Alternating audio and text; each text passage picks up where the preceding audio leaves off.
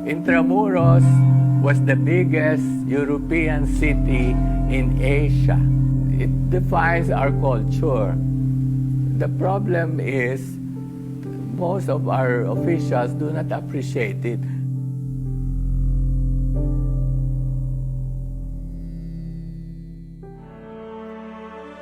It's important because it's part of our history, part of our heritage, and one of the few physical evidences remaining of the Spanish period of Philippine history.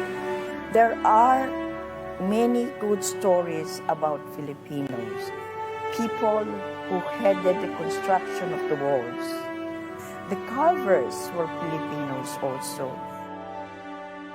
It was a very exciting time. That's what I remember most, having a restoration force as big as Intramuros was at the time. Well, didn't exist anywhere in the country. When we came into Intramuros to work, what are we restoring? We do not know.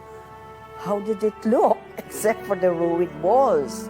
That's why we have to dig pictures and pictures and pictures just to be able to provide a background. And in the early days, it was really a dead town. Even when Casa Manila was finished, we would make whatever pakulo just to bring in people. The greatest satisfaction I had was the presence of a good team because basically the three of us were the ones who set the initial directions of the Intramuros administration.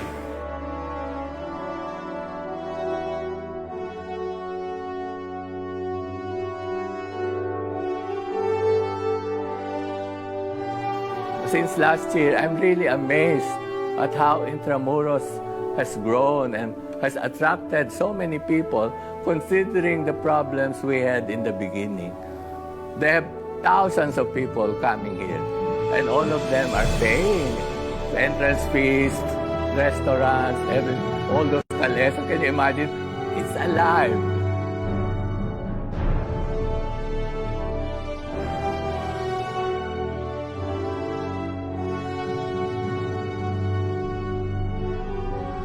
You have many people saying that Intramuros should not be preserved because it is a colonial memory and that should be erased. I don't think so.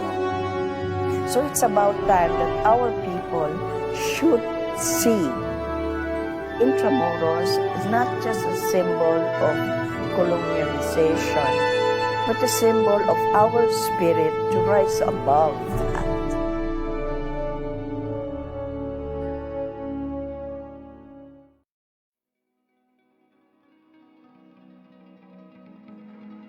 Intramuros for me is a place that tells you the story of Manila, the city that I was born in, the city that I worked in, and the city that I live in and will probably live in for the next years. My life with Intramuros began in 1999 when I started volunteering for a museum, Bahay Chinoy. And it was from there that I started doing cultural work, and eventually which led to us establishing our tour outfit in 2005. Intramuros is a place of a lot of personal memories for me because I've been coming here since I was a little boy. I remember my first trip here was in the 1980s when we had a school trip at San Agustin Museum. And I distinctly remember getting freaked out because I went to a crypt with lots of dead people, and which nobody really explained what they were. So that fascination with Manila's history, with my personal family's history, began here in Intramuros. I think what we do here in Intramuros introduces people to our city. And by introducing Intramuros to our visitors, we tell them the story and we make them understand the city, my city, Manila, what it was, how it is today, and what it will be in the future. My hopes for Intramuros is to be a place that is anchored in its past, but at the same time, it's a place that can have new ideas for the future. No? A place that will inspire people, a place that will create good memories, and a place that will make you feel good about being a Manileño. I'm Ivan Mandy. I'm a cultural guide from Old Manila Walks, and we have been doing historical walks around the old city since 2005. I see myself as a cultural worker and a storyteller, and I tell basically the story of our city. And the story of Manila begins here in Intramuros.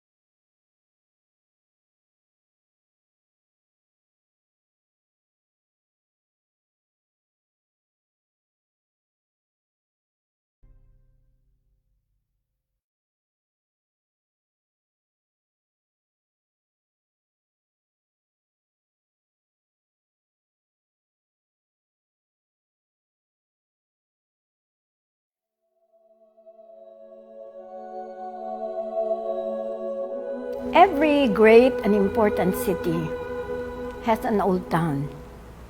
Intramuros to me is Manila's old town.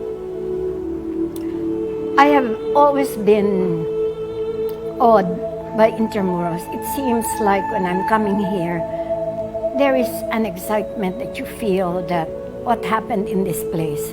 There is something so sacred, so noble, so precious about Intramuros. I named it after my grandmother, Barbara, to just give it a Spanish flavor. And for some years, after a few years, we decided to really gear towards heritage so that people will see and know what is heritage, what is sinauna, yung kinaugalian natin, yung traditions natin, which will be seen in our cuisine and in our performances, in the dance that we present here in Barbara's. I would attribute it to my mom, to my mother, who taught me the value of work, the value of excellence, the value of feeding people in style and giving them satisfaction. I would want to happen that Intramuros will be remembered by every person who comes to this place because of its uniqueness, its sacredness, its history, its everything. There is so much here. I'm Barbara Gordon de los Reyes of Barbara's Heritage Restaurant. I have been in Intramuros for the past 30 years, which has been a great part of my work, my joys. It's like an adventure.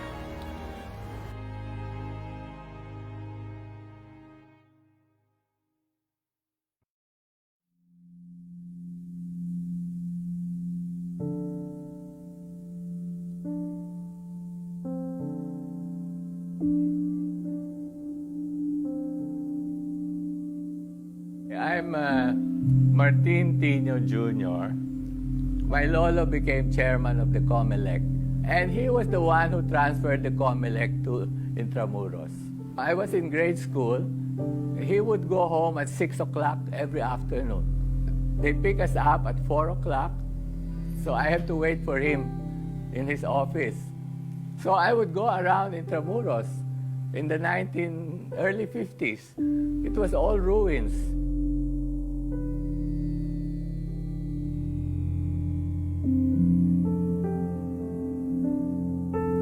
I've always been interested in old houses. I began traveling throughout the whole country.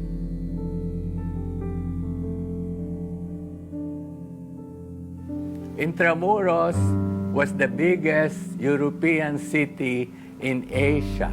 This is our history. It defines our culture. The problem is most of our officials do not appreciate it. IA was founded. And Jimmy Laya, I didn't know Jimmy Laya. He got me as a consultant. Then we started having exhibits. The first ever on relieves, on santos, on ivory.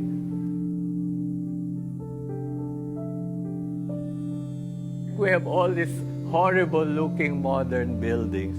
I wish they could tear it down and rebuild it properly. And in the early days, it was really a dead town. Even when Casa Manila was finished, we would make whatever pakulo just to bring in people. In the afternoon, Intramuros was empty. Empty. There was hardly any people.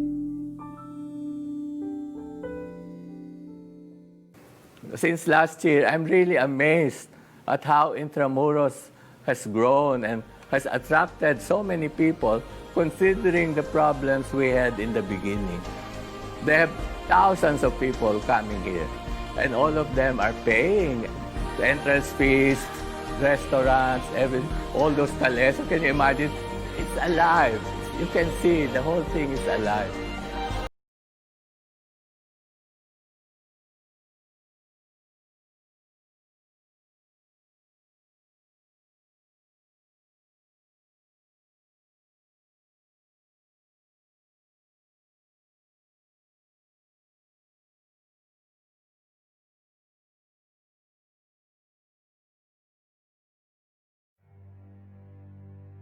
As I always say before, no, whenever we say Manila, Manila was of course Intramuros, and during the Spanish period, and it was their prime city, no? And so everything that was about Philippine history and culture during the Spanish and of course the American period began and eventually developed in the walled city. And in the course of time, no, this would become also a prime urban tourism area, especially with the restoration and the heritage conservation that has been going on in the city. I think the biggest challenge for Intramuros is for it to be incorporated into that modernization without affecting the historical heritage of the walled city. I mean, accommodations can be done for the modernization that is happening, internet, telephones, modern facilities for tourists, but it doesn't have to come at the sacrifice of what existed there before. I think that's one of the biggest challenge until today, for developing Intramuros. I'm Dr. Jose Victor Torres. I'm a associate professor here at the History Department of the De La Salle University. I teach Rizal and Philippine history here in the history department. Well, I think it's because it's one of the closest place. If you're a foreign visitor, it's one of the closest place and one of the most visited based on tourism information. It's one of the most visited places in Manila. Because you have to remember, Manila is the capital city. And a capital city has to have its attraction, both old and new. And for so many years, that old attraction, I don't mean old because it's passé, it's old because it's part of our past. And the realization that there was something that remained behind for the people to know and experience and see with their own eyes is probably something that's an experience, a good experience for visitors, both foreign and local. I'd probably siguro describe Intramuros as rich. It's rich in heritage, it's rich in the Filipino identity, and it's very rich in our history and culture. And I think that would fit the description not only before but today. And as I always said, whenever you walk through the streets of Intramuros, you are walking through Philippine history. Intramuros is valuable not only for me but for the whole of the Bureau of Treasury because it's a convergence between the distant past and the present. Over the short span that I have served as the treasurer, I have seen how, through the efforts of the Intramuros administration, places like Fort Santiago, the surrounding walls and gardens, the old churches, and the plazas have become vibrant attractions, showcasing the old alongside the new. So indeed, Intramuros is on the rise. I'm Arcilla de Leon. I'm currently the Treasurer of the Philippines and I've been working here in Intramuros since 2013. Well, personally, Intramuros is important again to me because I find solace after hard day's work. But remembering my childhood, our family, we would always hear masses in the Manila Cathedral, particularly during Easter Sundays. And just the same, there are also times when here in the Treasury, when our jobs will be very demanding, but as we see the surroundings of Intramuros, some sort of takes away, all this stress and reminds us of how lucky we are to be in this place, surrounded by the history of the Philippines around us. I hope that this treasure of ours could be preserved for the generations to come. I hope that we would not be detached, so we could reach out to more people and instill in them a deep sense of our history, the richness of our culture, and a deep sense of the very rich heritage that we have inherited from our forefathers.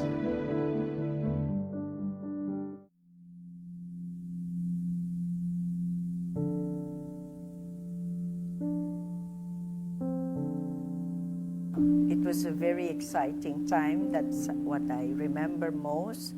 I was on a holiday and I got a frantic call. Where are you anyway? they have been looking for you. And I said, what about? Having a restoration force as big as Intramuros was at the time, well, didn't exist anywhere in the country. When we came into Intramuros to work, what are we restoring? We do not know. How did it look, except for the ruined walls?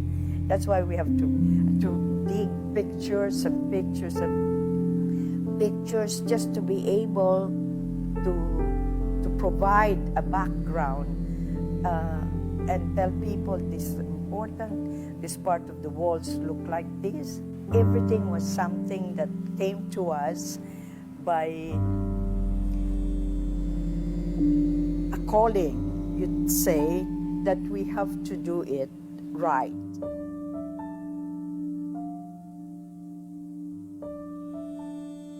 Intramuros is a beautiful memory of the past.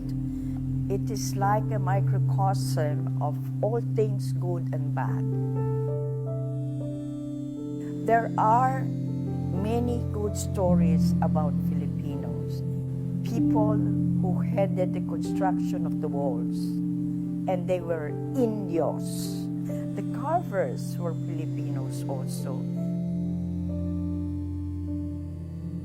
People should follow the regulations more, and that they should not seek exemption all the time. And this applies to both government, church, and private owners. I'm Esperanza Bunag Gapunton. I was hired, I would say, I was one of the first employed in the Intramuros administration structure, and that was pretty 1979. You have many people saying that Intramuros should not be preserved because it is a colonial memory and that should be erased. I don't think so. It represents failure. It represents achievement. So it's about time that our people should see Intramuros is not just a symbol of colonialization, but a symbol of our spirit to rise above that. IA's dedication in ensuring that tangible treasures that immortalize our history are now accessible to the public is commendable.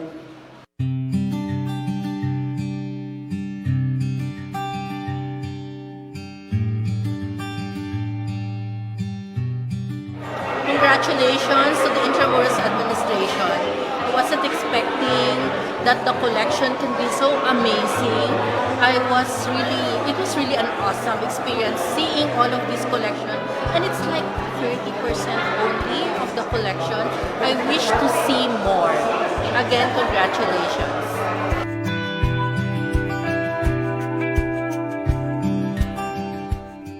Masasabi ko ito ay malaking isang tagumpay kasi matagal namin nakatago at hindi na i-display talaga sa public yan. Pangalawa, nagpalipat-lipat na ng location yan at ngayon, na-save natin. Intramuros mahalaga para sa akin bilang Pilipino kasi maraming bagay sa Pilipinas dito nagsimula sa Intramuros. Well, actually, more than reviving the structures, ang gusto ko talaga maintindihan ng tao kung anong kontribusyon ng Intramuros sa pagmuno ng Pilipinas. Kasi kung walang pagkilala, walang pagmahal, hindi siya mananatili. Fernando Sialsod ako, Professor Emeritus sa Ateneo de Manila sa Department of Sociology and Anthropology. Ang mensahe ko lang, dapat mas nuanced, mas complex ang ating pagtingin sa kasaysayan. Kasi mahirap itong black and white pagtingin sa kasaysayan. Masyadong moralistic, basta Kastila masama. Dapat mas three-dimensional pagtingin.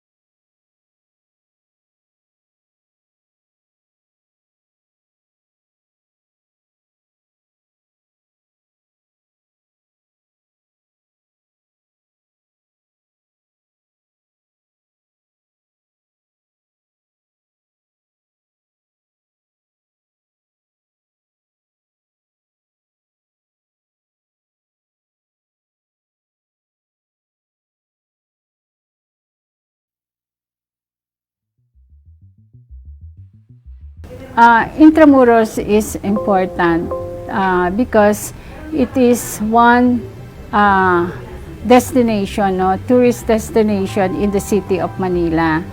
And of course, this is a historical city. It is a city within a city because the schools are here, churches are here, institution, agencies, of course, the big churches here who always support the IA, and of course the training center who are here, the hospitals are within the city of Intramuros.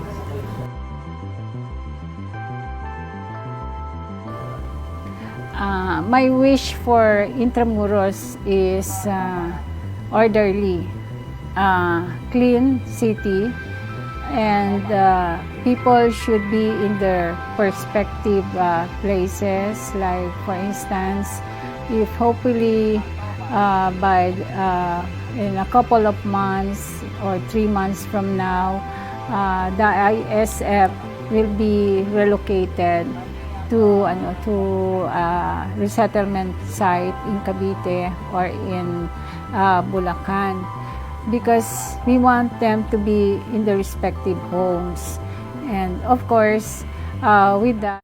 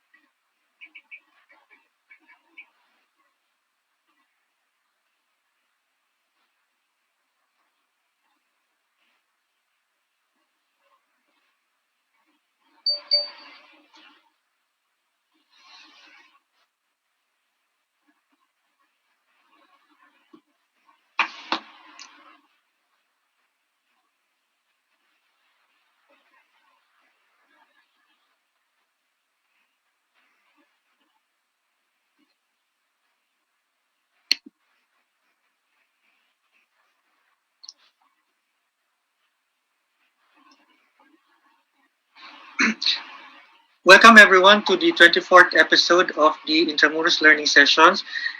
This is Rancho Arcilla, and our speaker for today is an art conservator. So before we start, I would just like to read out some house rules first. If you'd like to ask questions, you may send it through the Q&A button. If you are viewing via Zoom, you can ask your questions in the Q&A button, which is found in the lower portion of the screen. If you are viewing via Facebook, you may send your questions in the comment section. Only those who have successfully registered and viewed on Zoom shall be eligible to get a certificate. A feedback form will be emailed to you after the session, and a certificate will be sent within a week. Note that this webinar is recorded. Ensure that your audio is okay, wear your reliable set of headphones, and most importantly, get yourself comfortable and enjoy. Now, I'd like to call on the Administrator of Intramuros, Attorney Guillermo Arcido, who will introduce for us today our speaker. Attorney? Good afternoon, everyone. We welcome you again to another episode this afternoon on for the Intramuros learning session. This afternoon's discussion, we will be dwelling on the works of Leoncio Asuncion, who is considered to be the father of modern religious sculpture in the country. Last year, we opened the Museo de Intramuros to the public, and we are proud that the fact that ever since it opened, a lot of uh, a lot of Filipinos have visited the museum already as well. So we continue the discussion and the advocacy that we are focusing on conservation and heritage through the Intramuros learning sessions. So for this afternoon, we will have Nina Ynion. She is, as John said, an art conservator. She has a BA and an MA in Humanities from the University of Asia in the Pacific, and she has a post-baccalaureate in conservation from the Studio Arts College International in Florence, Italy. And she is presently a member of the International Institute for Conservation of Historic and Artistic Works. So join us this afternoon as we again focus on one aspect of conservation and heritage work. Thank you. Thank you, attorney. Now I'd like to call on uh, Nina Ynion for her presentation. Hello, everyone.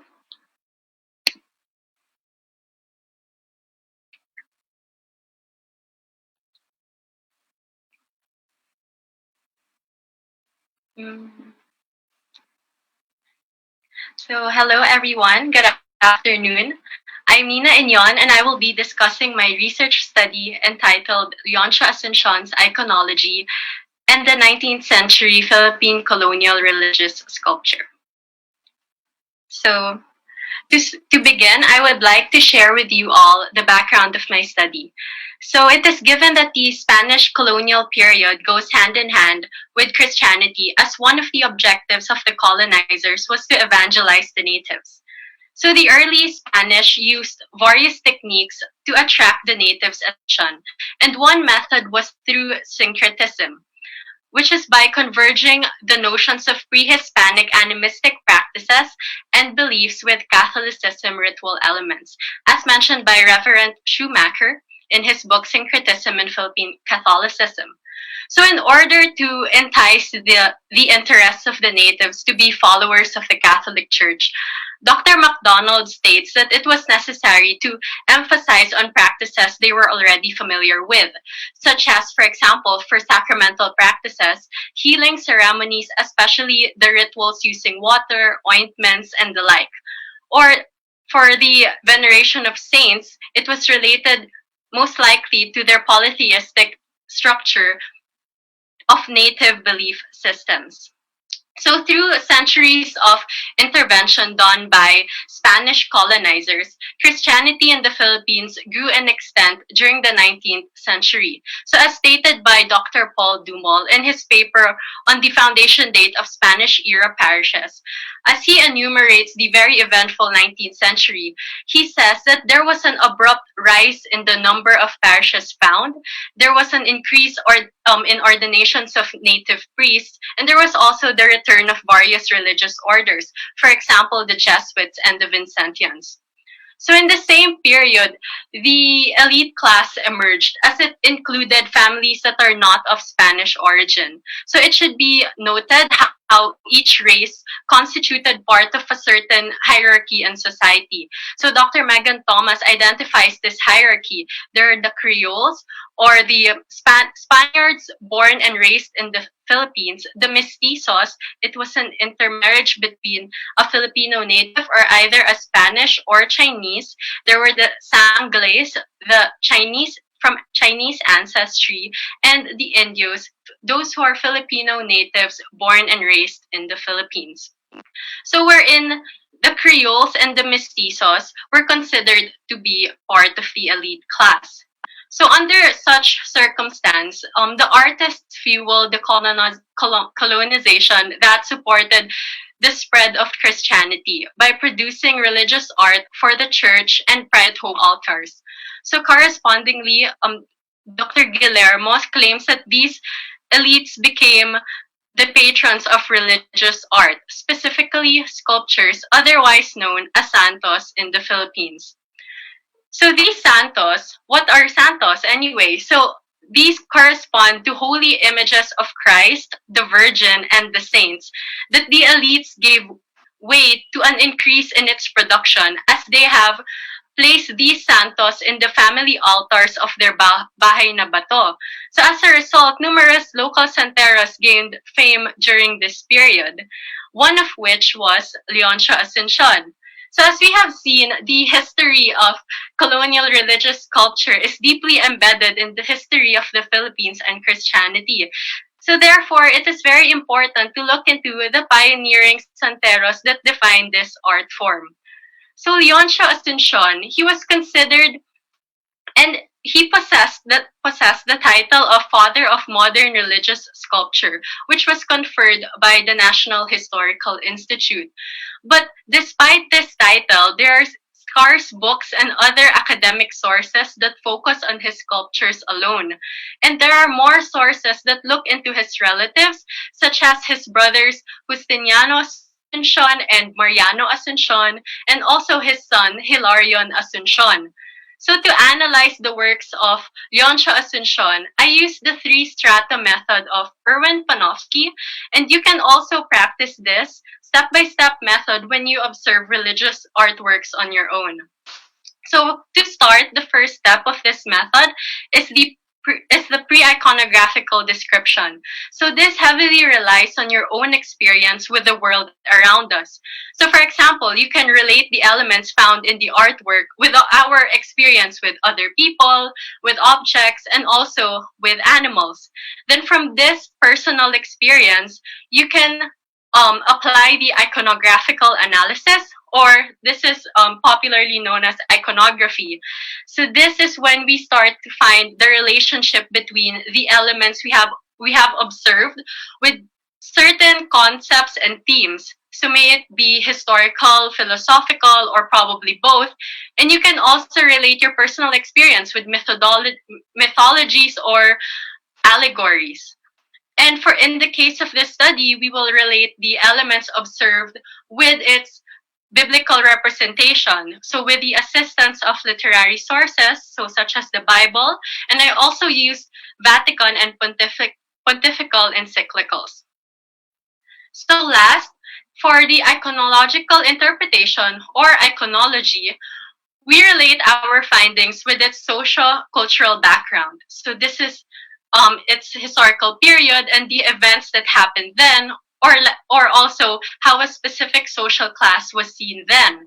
So, and again, in the case of this research, I looked into the connection between the art of Leoncio Asuncion and how it was like in Manila during the 19th century. So to compare and contrast each artwork, I divided these into the two general types of santos, as presented by Professor Regalado Trota Jose in his book Simbahan Church Art in Colonial Philippines. So on the left are the images of Christ, the Santo Niño, Santo Cristo, and Crucifixion. And on the right, we see the image of Blessed Virgin Mary and the sculpture of Leoncio Asuncion named La Purisima Corazon. So to begin our lecture and our discussion, so I will start discussing Leoncio Asuncion's Santo Niño. So this is a 7-centimeter sculpture without its base, and it is made out of ivory, gold leaf, gold thread, and cloth. So this is the smallest sculpture among the verified works of Leoncio Asuncion. So we see here a visual representation of the santo on a person's palm. And we see here that its size did not hinder Leoncio Asuncion from expressing his intricate style and also magnificent attention to detail. And if we look into the sculpture, the notable characteristics are its accessories. So these accessories, namely the crown, the cloak, there's a rod, and this round object, are those attributed to the Santo Niño. And as per the application of Panofsky's three strata, we will look into what these elements constitute to in the later discussion. So in this slide, we see the similarities of the accessories as we look at Leoncia's Santo Niño side by side, the iconography of the infant Jesus of Prague and the Santo Niño de Cebu. So Leoncio Asuncion Santo Niño primarily depicts the infant Jesus who has been proclaimed king since his birth. And as seen in the Gospel of Matthew, where he states, "Where is the child who has been born King of the Jews?" So in this light, the crown represents his royal title, along with his elaborate vestments that is filled with gold thread and embroidery. So further, the presence of the rod and round object, which are called scepter and orb, respectively, are symbols of imperial power. So these are customarily seen in coronations of members of the royal family. And as we delve into his iconology, the Santo Niño was introduced by the fleet of Magellan. So on Dr. Grace Concepcion's review of Figuring Catholicism by Julius J. Bautista, she says that there is an inextricable connection between the colonization of the Philippines and its Christianization, a process in which Santo Niño aided. So in fact, the Santo Niño, the image that introduced Christianity to the Filipinos, was conceived of and venerated by a large amount of people in Cebu and throughout the Philippines, as we see up to this day. However, aside from the increase in Christians, there was also the increase of Chinese settlers in Manila. So historians Teresa Angsi and Richard Chu, on their article on an overview of Beyond the History, narrate that it was during the 19th century that the Chinese population in the Philippines was heavily concentrated in Manila.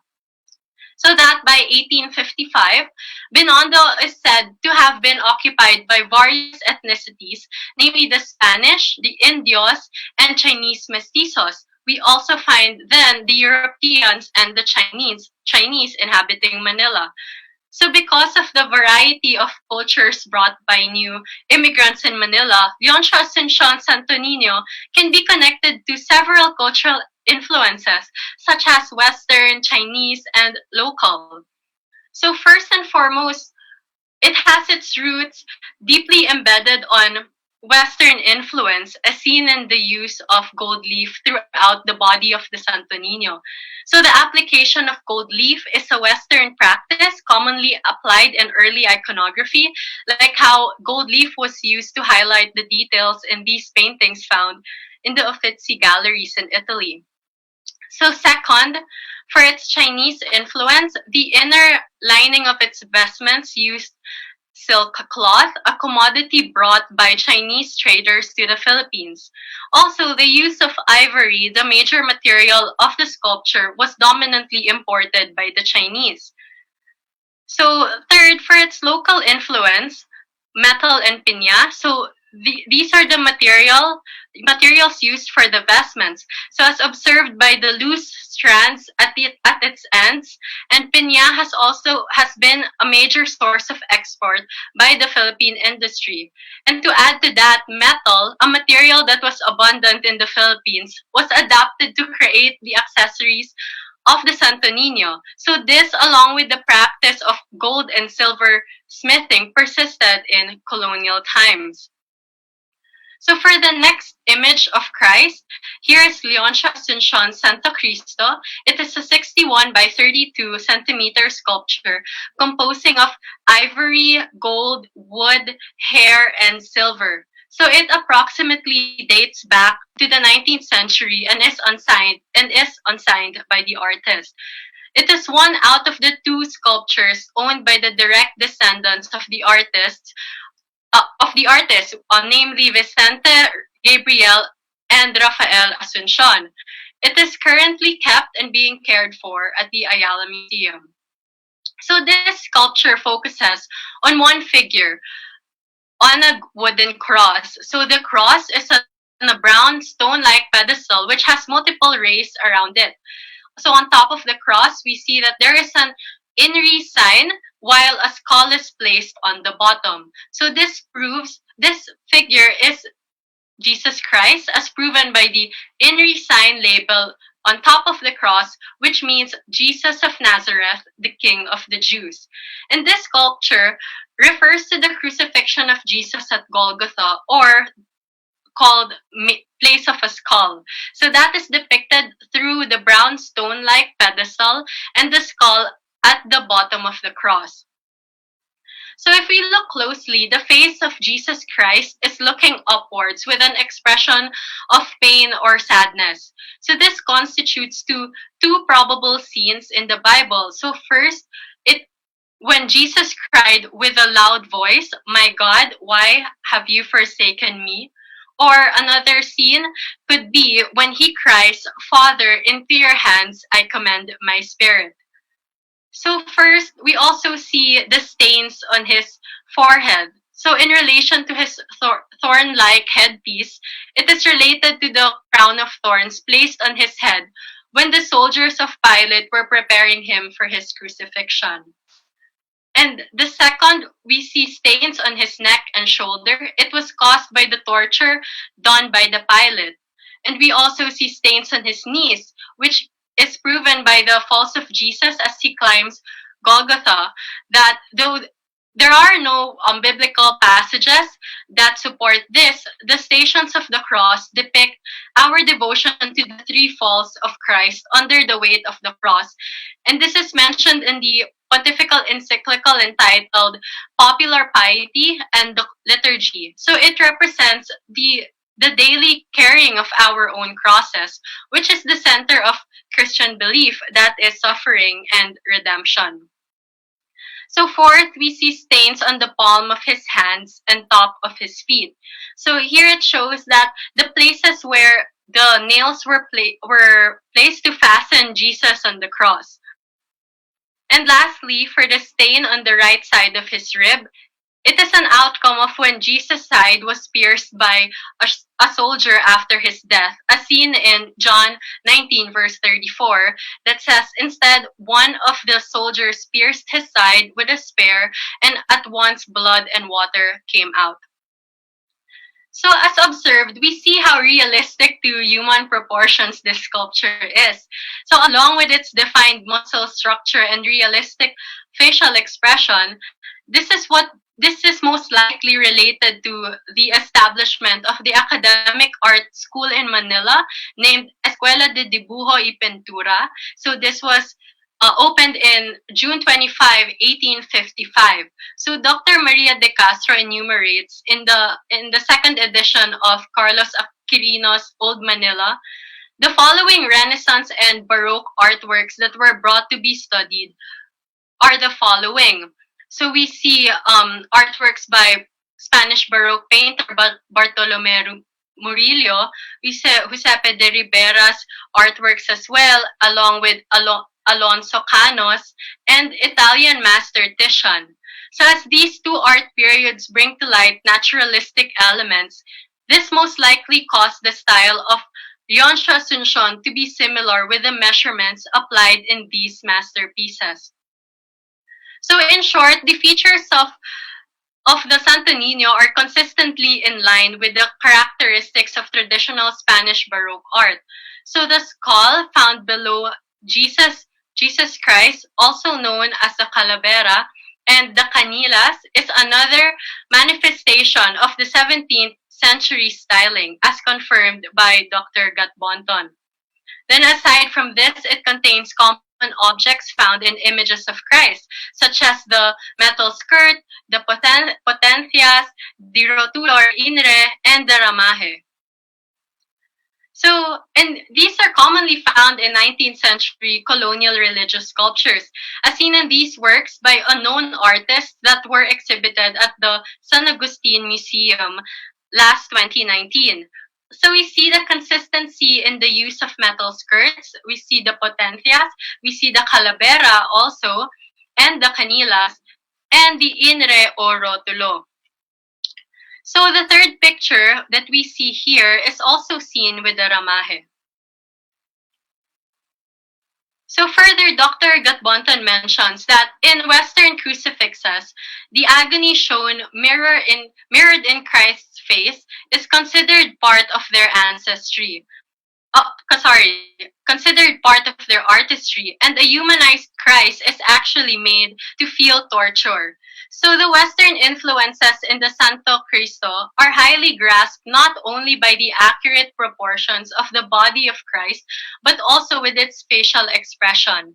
So inspired by its biblical representation, the Santo Cristo has a look of deep pain or sadness. The fact that Christ feels suffering allows its viewers to relate towards the work, which gives it a humanized element. So for the third sculpture, we see here Leoncio Asuncion's Crucifixion. It is a 61 by 38.5 by 82 centimeter sculpture composing of ivory, gold thread, hair, wood, cloth, and crystals. So like the aforementioned sculptures, it dates back to the 19th century and is unsigned by the artist as well. This piece was last featured in 2017 in the Ayala Museum exhibit, Art and Family, the Asuncion Legacy. So unlike the other verified works of Leoncio Asuncion, the Crucifixion is the only sculpture that has 4 figures, as we see here.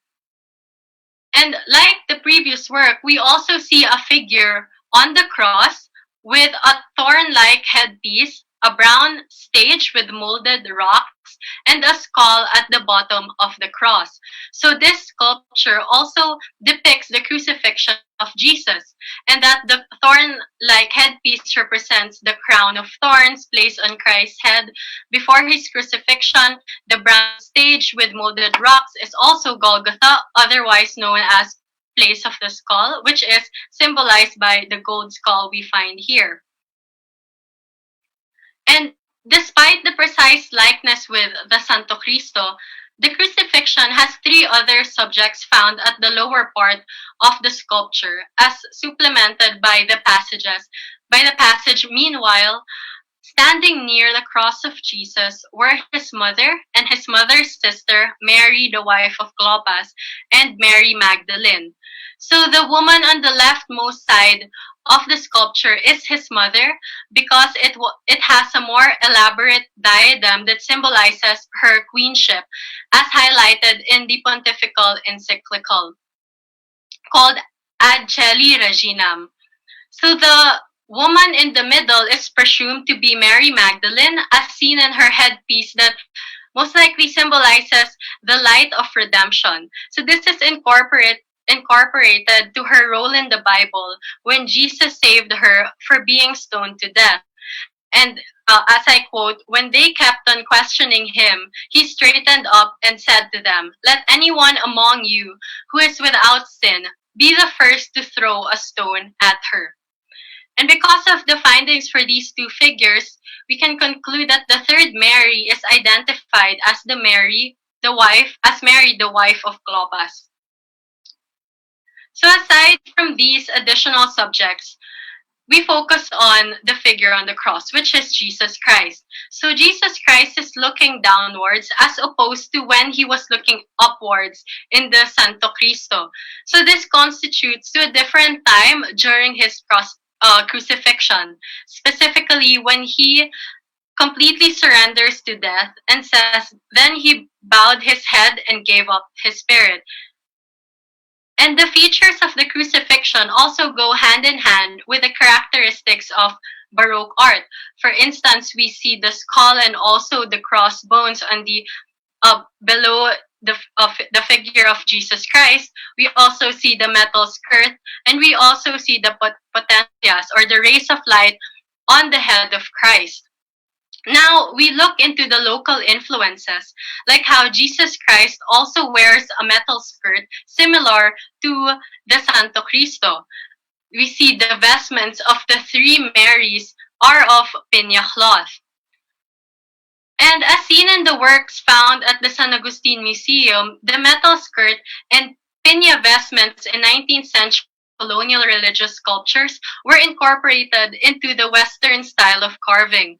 So Reverend Haviliana emphasizes on the social utility of art and how art adapts to a community situation. So we see here that it probably includes this adjusting to its local materials instead of using the usual Western resources.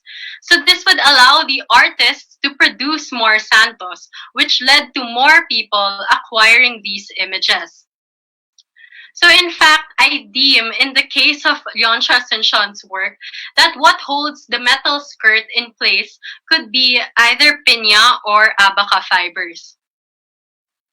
So for the last sculpture we see now is Leoncio Asuncion's La Purisima Corazon, which is a 63.5 by 66.5 centimeter sculpture composing of ivory, gold thread, hair, and cloth. So similar as the Santo Cristo, it is one out of the two sculptures owned by the direct descendants of the artist, Vicente, Gabriel, and Rafael Asuncion. So it also dates back to the 19th century and is also unsigned by the artist. And likewise, it is currently kept and being cared for at the Ayala Museum. So the figure whose torso is presented by the sculpture belongs to the Immaculate Heart of Mary. Its characteristics accurately exemplify that of Mary's, which are the heart with a sword pierced through it and the metal headpiece. So if closely observed, the perfectly aligned teeth of Our Lady is carved, something that a great characteristic actually that shows how the artistic skills of Leoncio, how it is like, and how his great attention to detail is perceived.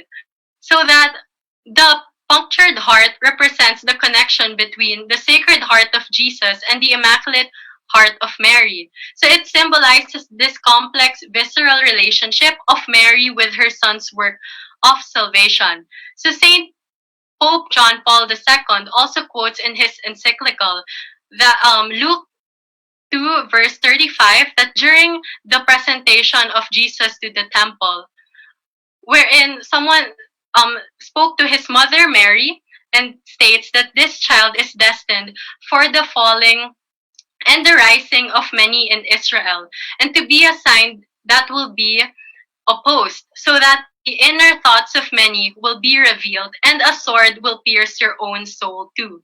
So these statements show Our Lady's utmost commitment to Jesus, which is an inspiration to all Christians, which is to have faith and to trust in Jesus' plans.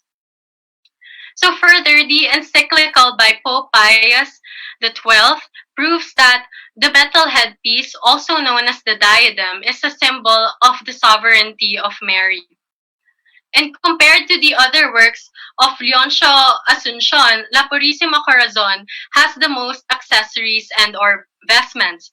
So in the book by Professor Regalado Jose, he states that the face of the Virgin Mary was often encircled with a dazzling rostrillo of precious metal. Sometimes this was replaced with a crescent-shaped media luna or resplendor, which stunningly framed the forehead and upper part of the face. So the Blessed Virgin and other female saints also wore pairs of zarcillos and a gargantilla, which we will look into closely in a while. So now we see the rostrillo, that the accessories found on this sculpture corresponds to this statement. So it has a gold rostrillo that surrounds her head. Next, we see a pair of crystal and metal zarcillos, and also a pearl necklace. So representing common features of santos that depicted the mother of Jesus, the La Purisima Corazon has another trait seen in others, which is the devastidor. So the devastidor is when the head and arms were attached to a torso or frame of light wooden sticks, over which precious gowns and vestments were laid. So though I was not able to see the sculpture without its vestments, I was able to observe the cuts on the neck and the and the wrist. So hence, I theorize that it applies this strategy. And Professor Jose also mentions the scarcity in ivory during the 19th century that led to smaller parts used. So, and with the large size of La Purisima Corazon, it is certainly possible that this method was practiced. So for its form, I hypothesize that the La Purisima Corazon has strong Chinese influences. As studied in Leoncio Asuncion's way of carving the neck, we see this ringed-like carving, which is also present in these two Chinese Buddhas of the Buddha Vairocana or Dari sculptures in the Metropolitan Museum of Art. We see that it has the same ringed neck, such as the La Purisima Corazon. And next is on the carving of the sculpture's base, that the Chinese clouds are present, which are very similar to these two sculptures of Our Lady in the Intramuros Administration collection. And we will look closely into its bases as we see in this slide. So we see here the similarities of how the Chinese motifs were applied. Especially here, as we can see on the lower layer, on the bottom layer of the La Purisima Corazon as opposed to the two sculptures. So Reverend Javeliana mentions that during the colonial period, the production of religious art, especially those for worship and public spaces, was strongly regulated and supervised. So Leoncio Asuncion was closely monitored as he produced these four religious sculptures. However, because he was still the one directly in contact with the material at hand, his own creativity was communicated onto his sculptures. So when I interviewed Dr. Esperanza Gatbonton, she often emphasized that the depiction of santos were based on the everyday experience of the carvers. In fact, she states that not everything about the sculptures is based on influence, but it could also be based on personal interventions such as personal beliefs, culture, and environment. So aside from the large Chinese population during the colonial period, the Chinese associations of his works may perhaps also be related to Leoncio Asuncion's Chinese ancestry. That the varying use of ivory has indeed links to the Chinese as well, wherein the shape of the sculpture is dictated by the natural curve of the tusk.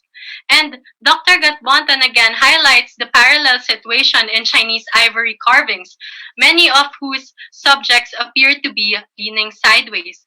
So with its form adapting to the shape of the tusk, this would explain the inverted C main figures of the Santo Cristo, Crucifixion, and also the La Purisima Corazon.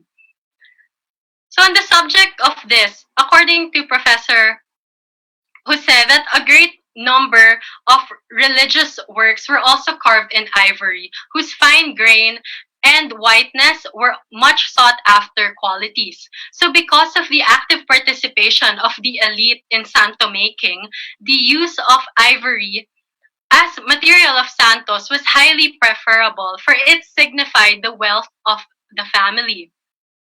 So to conclude, Pope Benedict XVI says, it, referring to the work of art, resembles a door open onto the infinite, so onto a beauty and a truth that go beyond the daily routine. And the work of art can open the eyes of the mind and of the heart, impelling us upward. So with this, the works of Leoncio Asuncion bring its viewers closer to their faith. Through the iconography of his sculptures that represent the Santo Niño, Jesus Christ, and the Immaculate Heart of Mary, its devotees can discern on the religious meaning that it upholds.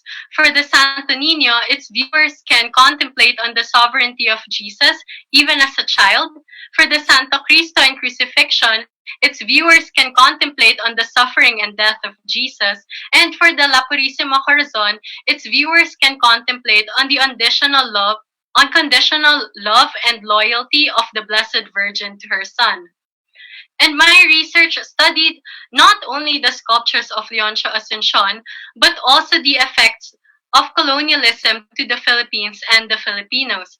The art of Leoncio Asuncion is, and I quote Reverend Javeliana, colonial art that is neither entirely European but neither entirely of the people. And I believe that it is indeed a hybrid. It is a culture that is yet to be further explored, but one that has indeed challenged the way of life of the Philippine nation in perpetuity. Thank you at maraming salamat po. That was a very interesting presentation. Thank you for that.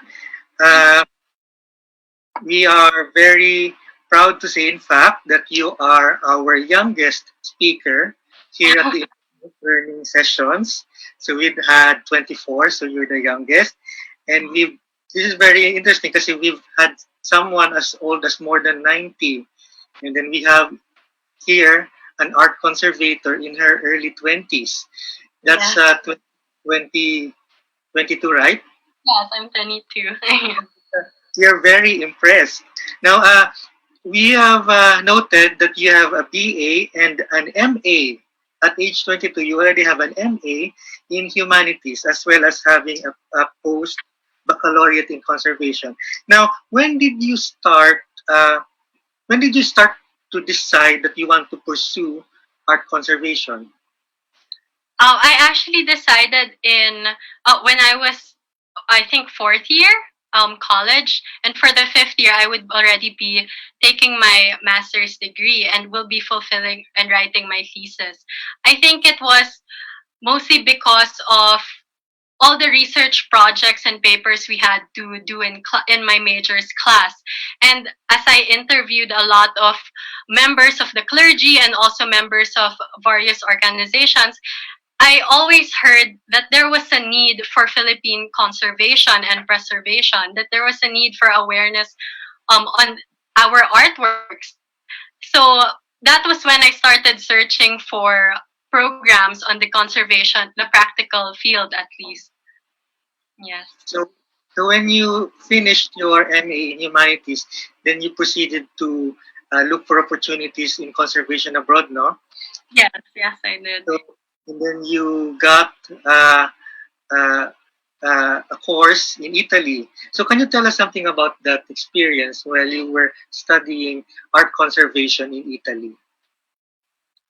It was very interesting and I was very enlightened during my course because I saw how the culture is there, that from those who are young to even those who are old spent their time in museums and also the piazzas, and they had this great appreciation and love for art, which I hope we all also have here in the Philippines. But I think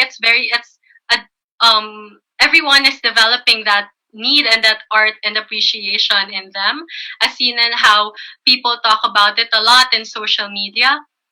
So I hope that it continues to develop. And can you say something about how the conservation in Italy compared with the conservation here in the Philippines?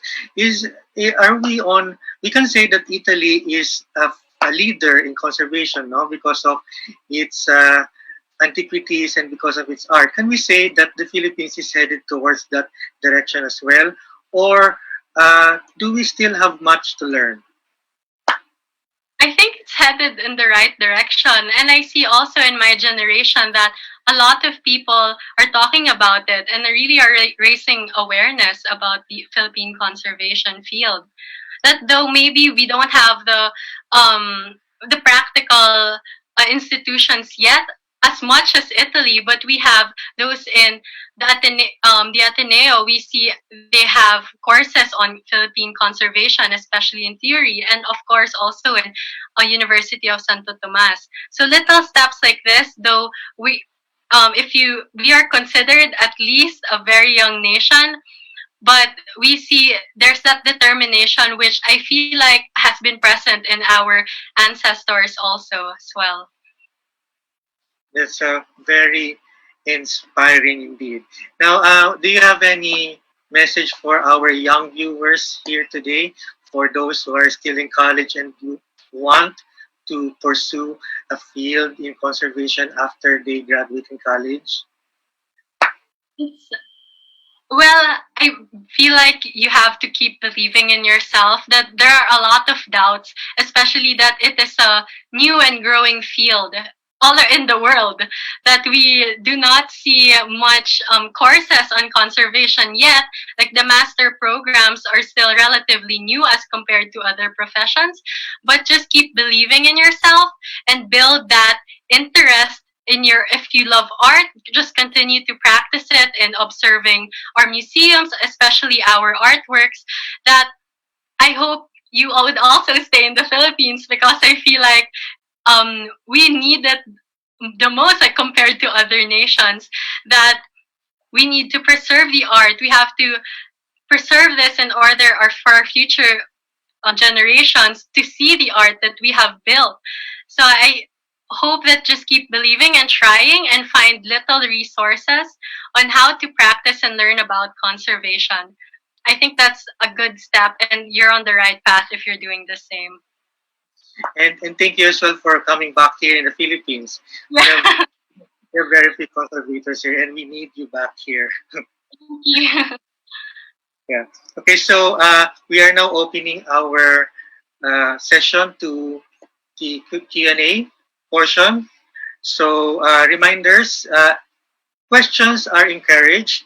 Everyone is encouraged to ask if they have any. For those who are in Zoom, you can raise your questions in the Q&A button below. No need to raise your hand in the chat box or anywhere. Just key in your questions directly in the Q&A button. For those who are viewing via Facebook, just type your question in the comment section, and then our colleagues from the Intramuros administration will be scouting for questions in the comment section, and they will transmit them to me so that I can read them on air. Now, the National Historical Commission of the Philippines stated that Leoncio Asuncion is the father of the modern religious sculpture in the Philippines. Now, is the NHCP trying to imply that Leoncio Asuncion is the father of something new, the father of something revolutionary? And if it was so, can you compare and contrast the difference of sculpture before Leoncio and after he came? Yes. Oh, thank you.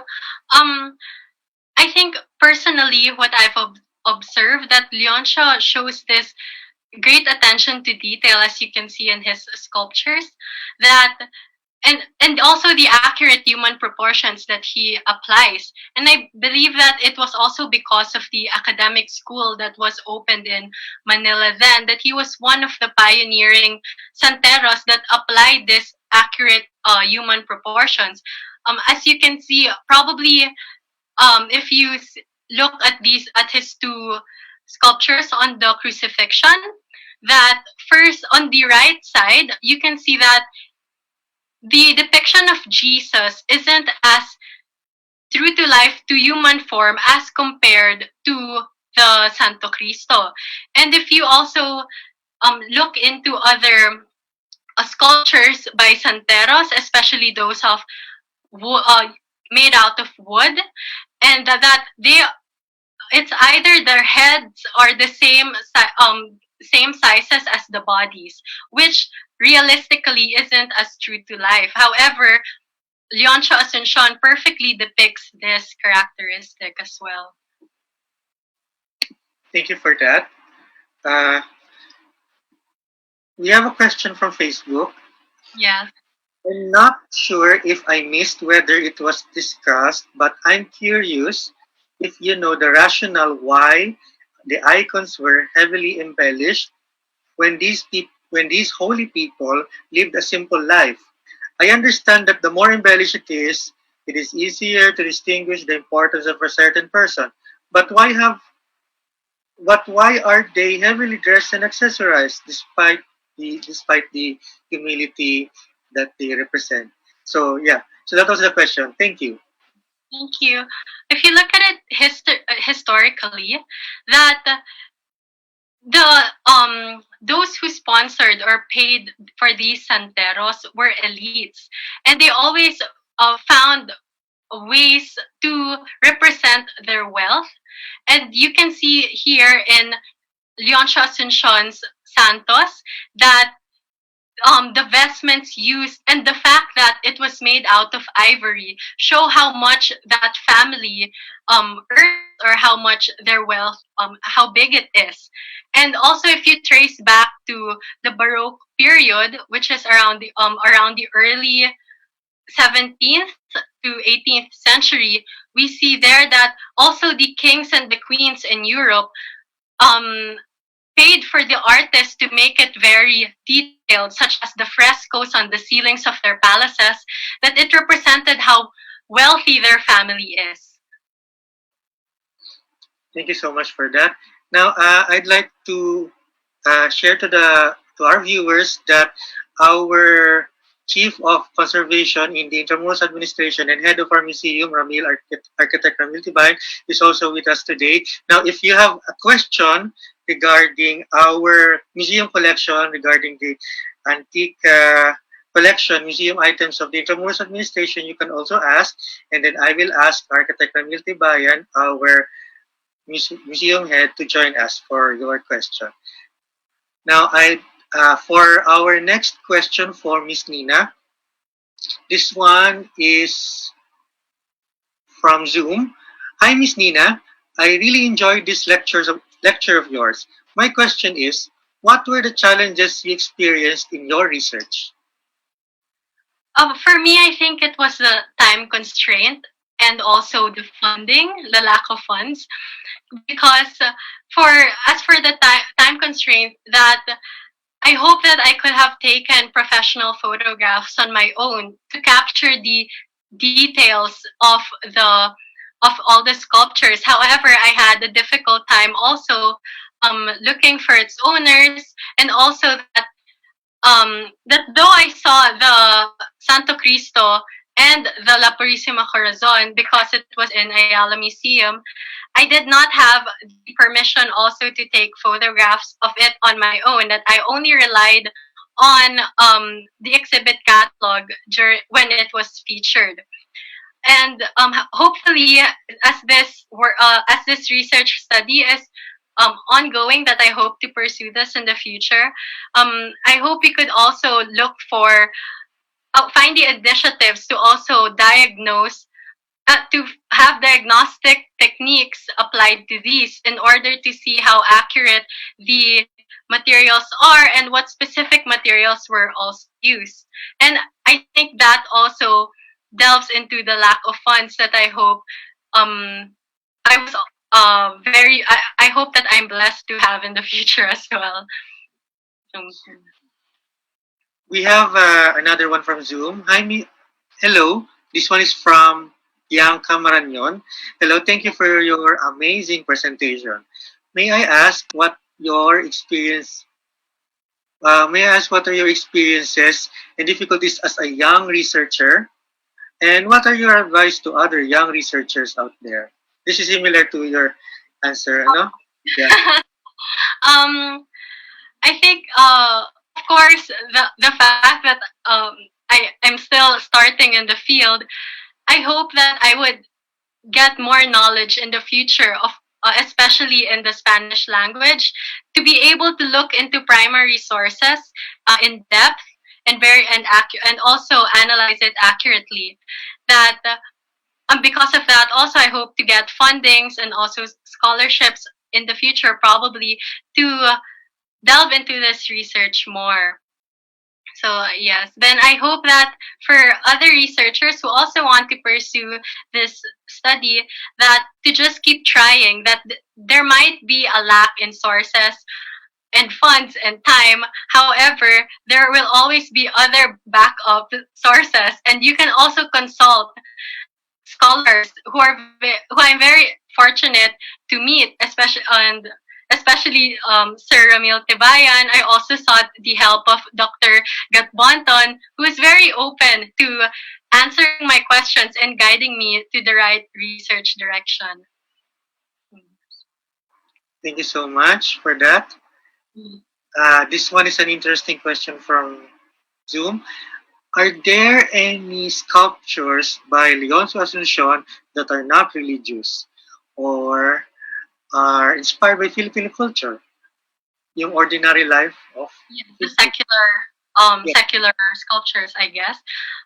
I don't think there are any. There are a lot of sculptures that are attributed to him, but aren't verified yet to be of Leoncio Asuncion. But I guess because of his title as father of modern religious sculpture, I guess we can theorize that all of his sculptures were mostly religious.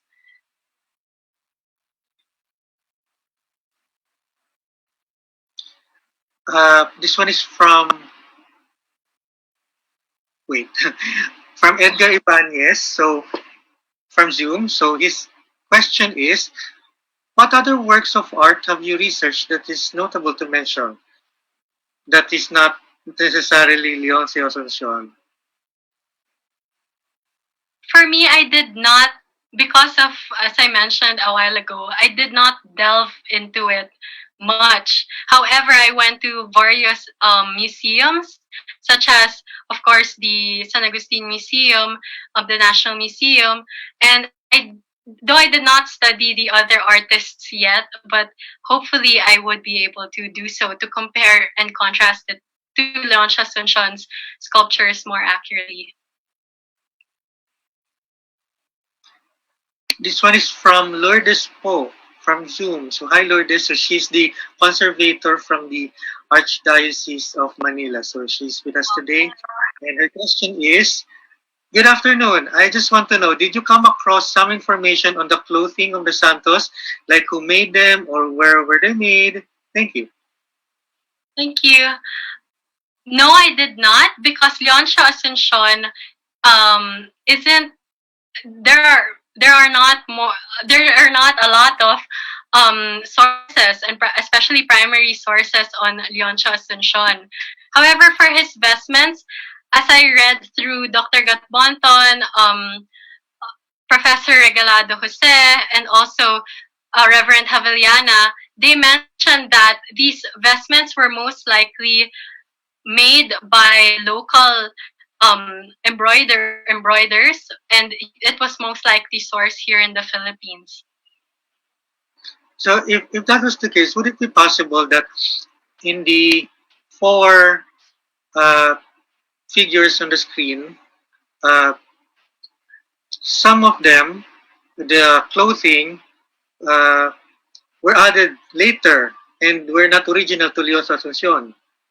That could be possible. It could also be possible it was added later, though the same historical period during the 19th century, or probably we can hypothesize also that it's the elite, those who asked for Leoncio to make these vestments, they probably added it with their own sources. It's a very broad hypothesis. Yes. But I think this is when diagnostic techniques can be helpful, since we can see by these diagnostic techniques that probably the telas used were probably new or during the 20th century. This is when we can analyze it deeper. Sorry, I was focused on you. I didn't notice that the share screen was still on. Yeah. I can turn it off naman. Yes. We may not be visible to our Facebook viewers. I'm so sorry for. Yeah, I'll just turn it off. Yeah, now they can see you. Right. Our next question is, this one is from Zoom again. So this is from another anonymous attendee. What do you think are the challenges that conservators face in our country? I believe it could be lack of probably academic practical institutions. Probably, however, we have a lot of conservators, though. We have a handful of conservators that studied abroad as well, and also those who were trained by previous conservators. And I think that looking for these conservators would be very helpful, because I believe that they are very open to training you. For example, that while I was finishing my master's and up to now, I'm training under a private conservator, Missy Reyes, and she really helped me understand how Philippine art and how the environment affects our artworks. That if you look into it as compared to the environment abroad, that we notice that it's very different. That it's our environment is very humid. So because of this, its deterioration is faster. There are a lot of elements to take note of. So I feel like probably that is it. However, a lot of scholarships are also open to conservators who want to pursue studies abroad. So it would be good to look into that as well. Thank you for that. For our viewers who are interested in the field of conservation, or who would like to pursue the field, can you recommend any book or any important publication by a local author that they can perhaps read on conservation? On conservation, because I sought only mostly interviews of conservators. However, I think it would be helpful to look into those of the Ateneo de Manila University Press. And we also have, it's nice to delve into historical books, such as from Vibal Foundation, Vibal Publishing, because we see here that we can relate the history and also relate it to the art that we have now. Though I'm sorry, I'm not so familiar yet, but I hope to delve into it soon. You mentioned earlier that you've interviewed several noted experts on Santos, like for example, Dr. Esperanza Bonton, Reverend Father yes, Architect Camille Tibayan. Were you able to interview other persons as well, aside from these three?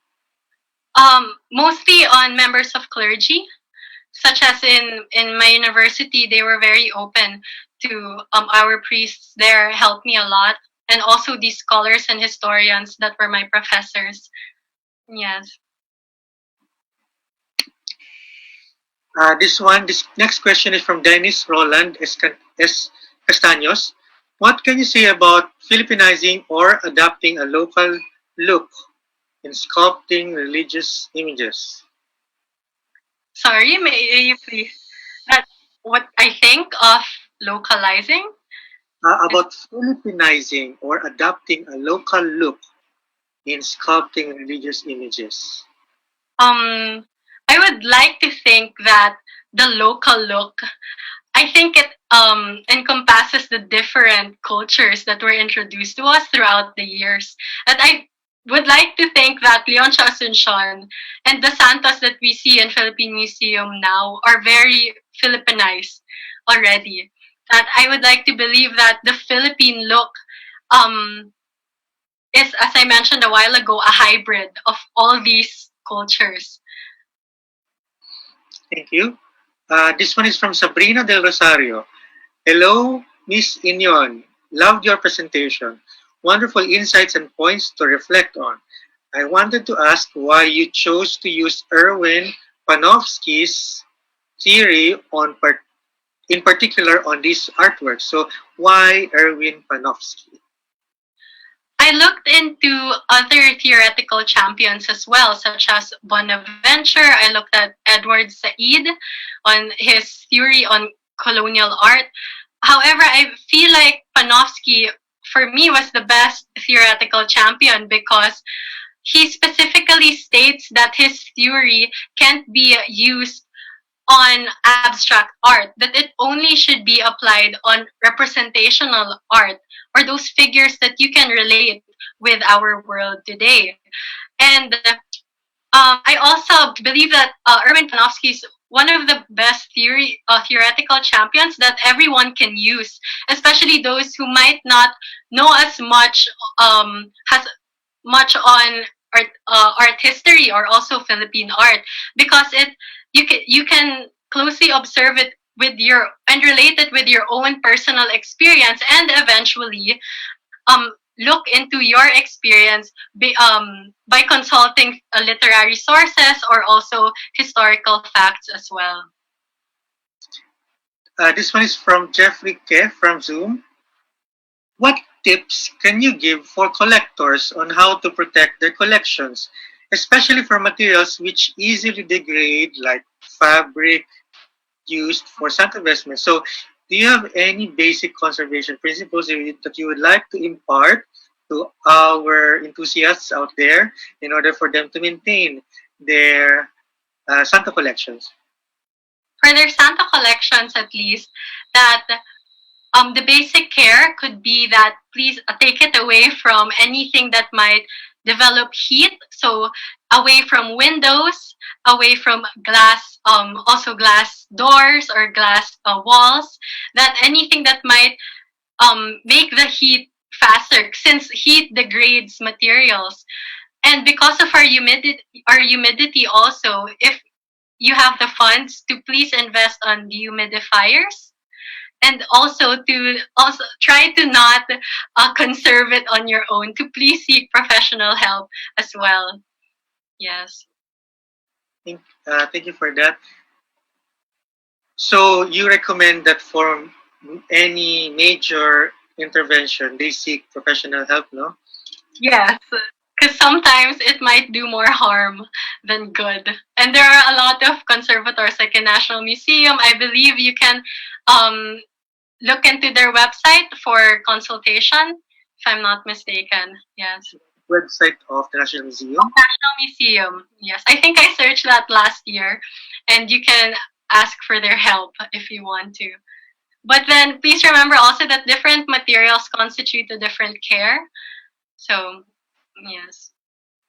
That's why I said earlier that we are grateful that you came back here in the Philippines to because we have so few conservators here locally. But in this time of pandemic, do you think online consultations with conservator experts can that be okay as well, or is an actual physical examinations really necessary? I think for now, probably online consultation, but I think it would be best if it's physical too. If you do any restoration, restoration to the artwork.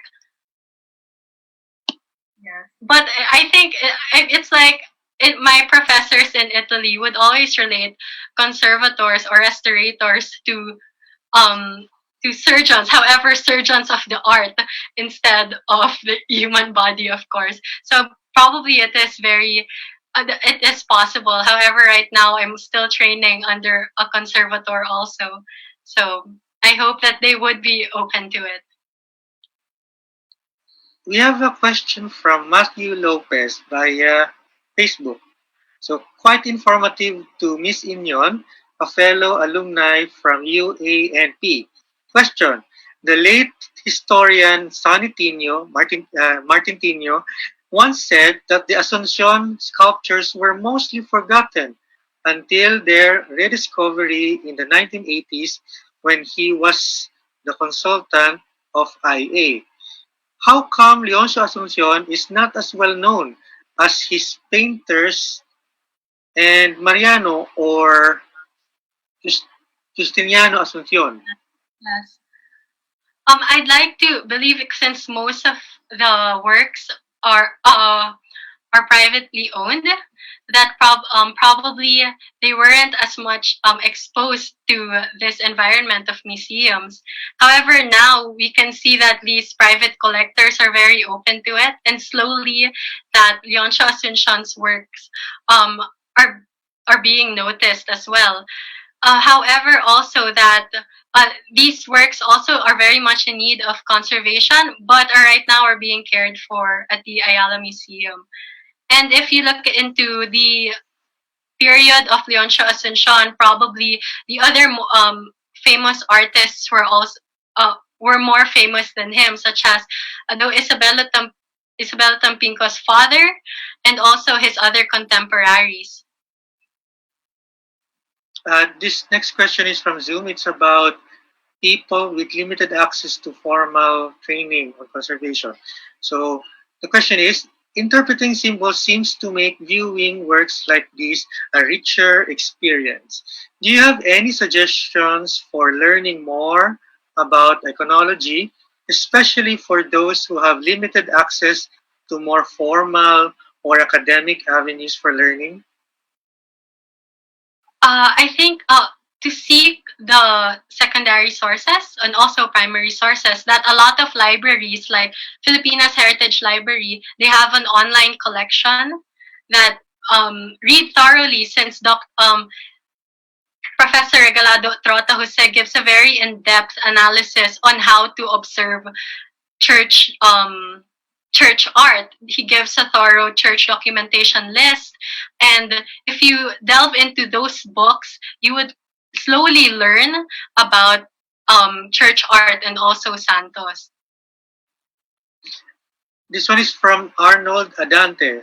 Besides from Leoncio Asuncion, Isabella Tampinco is also a proficient sculptor of that period. Would you like to comment on her works? Isabella, sorry, go ahead.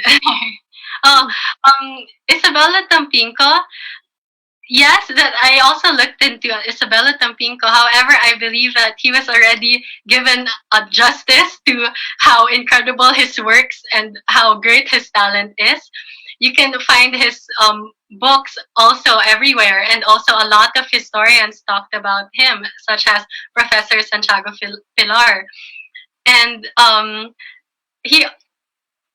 looked into him, but I feel like Leoncio Asuncion also deserves the justice and deserves this academic research for him. That's why I chose Leoncio Asuncion over Isabella Tampinco. Thank you for that. So that was from Arnold. Next question is from Angelo Vinos. So how are you going to, or how are we going to encourage the government to really conserve our historical art? So what is your, do you have anything to say to encourage our government agencies and our LGUs in the conservation of our art? I believe that art should really be conserved and preserved, because I would like to think that if we have the correct and accurate notion of history and how we educate also the generations about history and try to avoid any historical revisionism, I feel like it would be the best avenue for us to understand and really learn what happened in the past in order for us to move on to a better future. Because I'd like to believe that if we did not know this history, this correct history, it would be difficult. It would be a challenge for us to not repeat what our mistakes in the past, and it would be important to study our achievements and also our mistakes in order to avoid these. And I think that art that is the best way, since this gives us the objective evidence of what has happened. A lot of art show the previous revolutions. A lot of art also shows, for example, the life of Jose Rizal, which is very amazing. And it's nice to relate the historical facts and historical lessons with art. And this is I think the best way to persuade our government to preserve these. We have a Zoom participant, Veronica Ramirez. She said, "Congratulations, Nina. I am very proud of you." Thank you, Dr. Beth. And then architect Ramil Tibayan sent me a message just now. He said, promote mo din na may Mariano Asuncion tayo na paintings na naka-display sa museo. So, just to promote, in our Museo de Intramuros, we have Mariana Asuncion painting. So hopefully this yes. will end. So we can visit again our museums. Yeah. Next question. So this one is from Ferdinand Absalon. Good afternoon. Uh, your knowledge is far beyond your age. Congratulations, all caps. While not everyone will have practiced religion in their lifetime, religious images, especially the statues, are undeniably everywhere. What do you think will happen if religious images or icons disappear from churches, museums, and other places? How would this affect our lives? Wow, that's a very complex question. And I hope it doesn't happen, since especially here in the Philippines that Christianity is it's embedded in our history, and it's so hard to separate Philippine history from from religion. And I hope oh sorry, I mean I hope it doesn't happen, because if ever, I think that's a case of historical revisionism, which is that's very troubling and perplexed to think about. Yeah. Thank you for that. And may pahabol, si Miss Imelda de Hoya. Good morning daw from Poland. So we have hello to our viewers from Poland. We are very pleased that you can join us today. So, all right. So that was our last question for today. Thank you so much to everyone Thank you. raised their questions. And then if you have other questions, feel free to email our speaker. So this is right now, this is the correct email, no? Yes. Nina Carmela.Ynion@uap.asia. So feel free to raise your questions directly with the speaker. If you are a young learner out there, if you are a college student, or if you are truly and genuinely interested in a topic and you want to learn more, you can contact our speaker, you can share your comments, and you can collaborate if possible with Miss Ynion. Yes. Now, before we end this program, I'd like to promote our social media channels. So the Intramuros administration is available in Facebook, in Twitter, in Instagram, and in YouTube. So make sure to follow us and like our pages to be updated and to be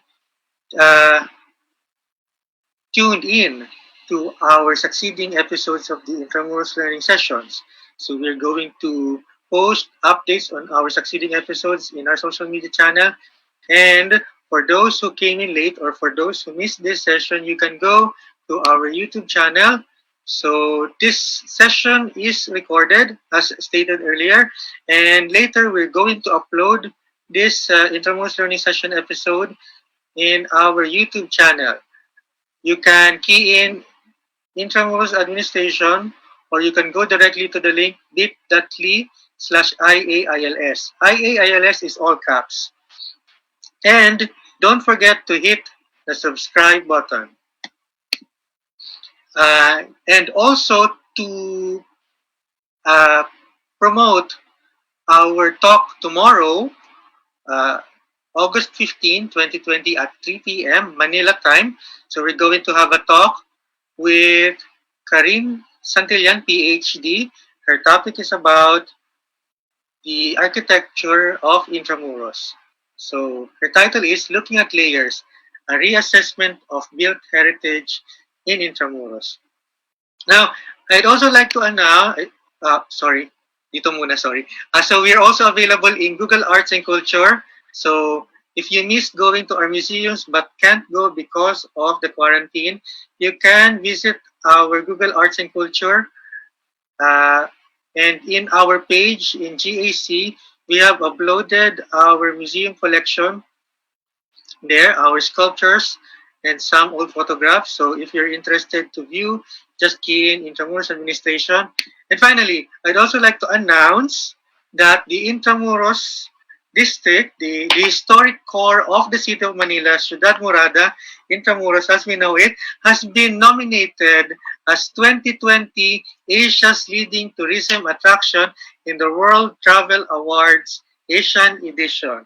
So this is a very prestigious nomination considering that only 11 sites in Asia were nominated in the prestigious World Travel Awards. So among those who are nominated, we have Angkor Wat in Cambodia, Borobudur in Indonesia, the Great Wall of China, the Halong Bay in Vietnam, the Sengan-en and Shokuseikan in Japan, the Taj Mahal in India, the Terracotta Warriors of China, the Forbidden City in China again, in the Tokyo Imperial Palace in Japan, the Victoria Peak in Hong Kong, and finally, Intramuros, Manila. So we are nominated in the 2020 Asia's leading tourist attraction. And this is, of course, not new because in 2016, we previously held that title. In 2016, we were the leading tourist attraction in Asia in the World Travel Awards. And you can help us win again the title this year in 2020 by, number one, you can go to this website, worldtravelawards.com/vote, and you need to register to create an account. Then you verify your account, and then once you have verified your account, you can select Asia in the region menu, and in that, in the categories list, choose outstanding votes, then choose Asia's leading tourist attraction. And on the screen will appear the 11 sites in Asia. Be sure to vote for Intramuros, Philippines. So the deadline of voting is on September 24th. So we still have more than a month to go before the end of the voting. So please do so. Help us. And this would mean very much to us. So what does this mean for us and for other people? So apart from the potential of having new visitors once travel is allowed under the new normal, this is boosting the morale and recognition of every tour guide, cochero, pedicab driver and guide, museum, restaurant, hotel, and every hardworking tourism stakeholder, and thanking them for their contributions in making our destination world class. So this would mean a lot, not just for the Intramuros administration, but all those who work in Intramuros, all the stakeholders, and for all of us who love Intramuros, because Intramuros is for all of us, for all Filipinos, not just for the Manileños, but for us, for all of us. So, by the way, the Philippines is also nominated in other major country categories. So aside from the Asia's Leading Tourist Attraction Award, the Philippines is also nominated for the 2020 Leading Tourist Brand for the Department of Tourism, the 2020 Asia's Leading Dive Destination, the 2020 Asia's Leading Beach Destination, and the 2020 Asia's Leading Wedding Destination, specifically Cebu. Wow. So Cebu is nominated for Asia's Leading Wedding Destination. So congratulations, Cebu. So in that same account that you use at the website, at the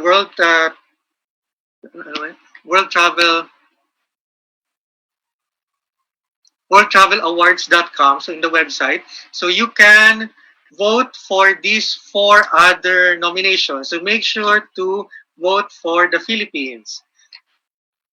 And that ends our Intramuros learning sessions for today. And Miss Nina, would you like to say some final words before we go? Oh, okay. My research study is probably far from perfect, especially with regards to its historical data, especially its primary sources. And I hope to develop this study further. And I'm very open to any comments and suggestions and also leads that you might have.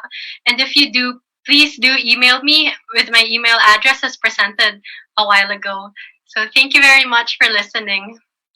Thank you, dear speaker, and thank you to all of our viewers who joined us today, who joined us in our 24th episode. So see you in the 25th, August 15. So hope to see you all again tomorrow. But for now, good day to everyone, and thank you again. Thank you.